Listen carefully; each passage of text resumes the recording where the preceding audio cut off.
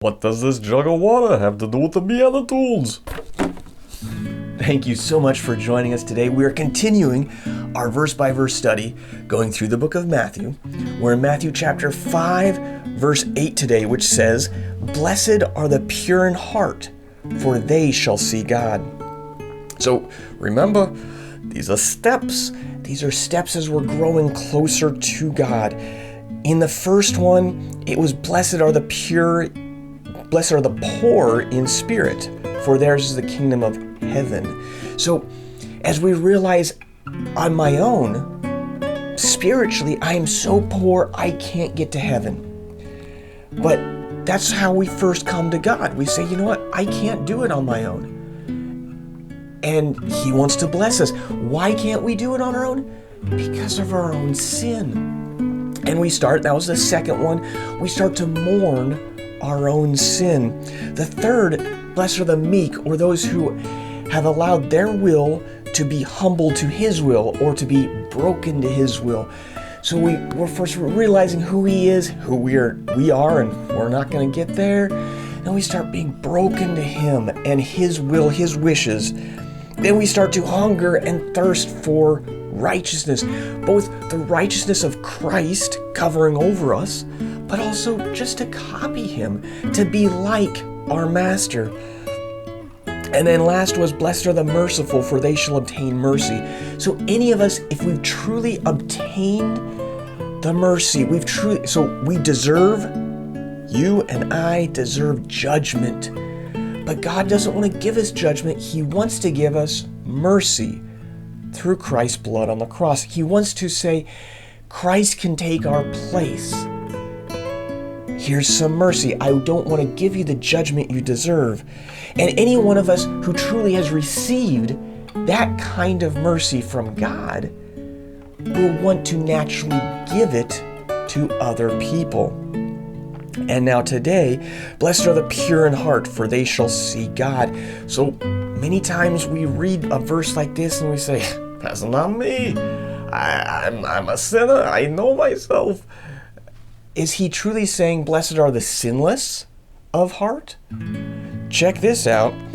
In 1 John chapter 1, verses 8 and 9, he says, if we say we have no sin, we deceive ourselves, and the truth is not in us.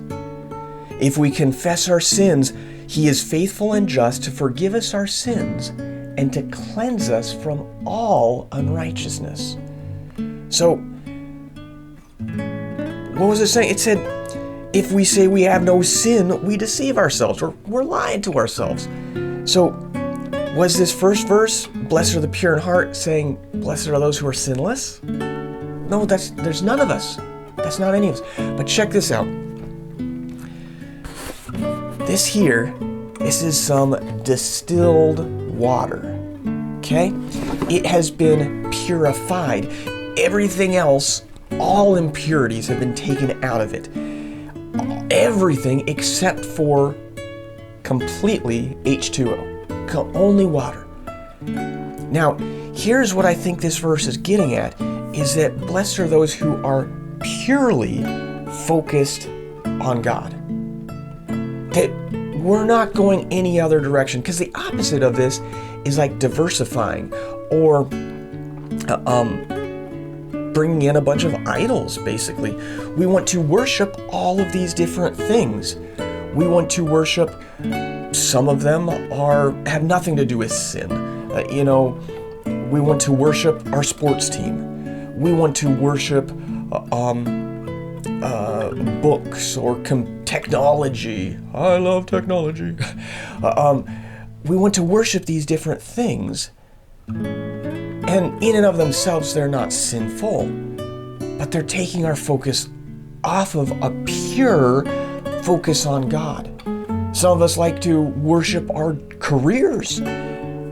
Has taken our focus off of purely worshiping God. Some of us, actually, I think all of us to some degree, have idols that come in that we want to worship that are completely sinful. And I'm sure you can think of things that you're having troubles with, but your focus, your worship is too much on these sinful things. But God says, we want to be pure. How does it put it again? He says, blessed are the pure in heart.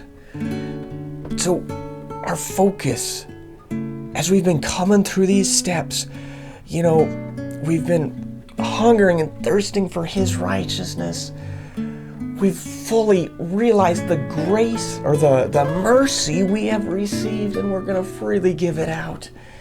And here on this step, it's saying, blessed are the pure in heart, the single-minded. God, give me a single focus so that I can worship you and only you, nothing else.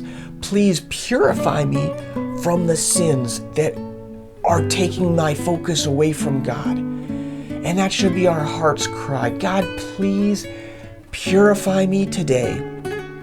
I lift up the people watching, Lord. Please purify them today. Help them to stay purely focused on you, worshiping you and you only.